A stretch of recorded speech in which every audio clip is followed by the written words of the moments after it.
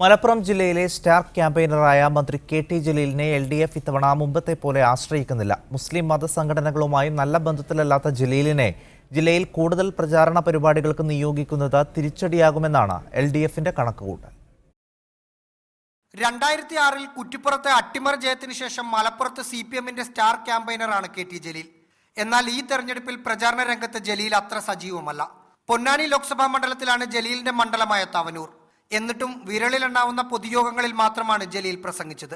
മണ്ഡലത്തിൽ മുഖ്യമന്ത്രി പങ്കെടുത്ത 2 യോഗങ്ങളിലും ജലീലിന്റെ സാന്നിധ്യം ഉണ്ടായിരുന്നില്ല. സംസ്ഥാനത്ത് LDFന്റെ സ്റ്റാർ ക്യാമ്പയിനർ പട്ടികയിൽ ജലീലുമുണ്ട്. എന്നാൽ കാസർഗോഡ്, കണ്ണൂർ, വടകര, കോഴിക്കോട്, കൊല്ലം മണ്ഡലങ്ങളിലാണ് ജലീലിന്റെ പ്രചരണ പരിപാടികൾ ആസൂത്രണം ചെയ്തത്. മുസ്ലിം സംഘടനകളുടെ അതൃപ്തിയാണ് ജലീലിനെ പ്രചാരണ രംഗത്ത് സജീവമാക്കാതിരിക്കുന്നതിന് കാരണമെന്നാണ് സൂചന. എന്നാൽ കുടുംബയോഗങ്ങളിൽ സജീവമാക്കാനാണ് കെ.ടി. ജലീലിന് പാർട്ടി നൽകിയ നിർദ്ദേശമെന്നാണ് ജില്ലാ നേതൃത്വത്തിന്റെ വിശദീകരണം. റാഹീസ് റഷീദ്, മീഡിയ 1, പൊന്നാനി.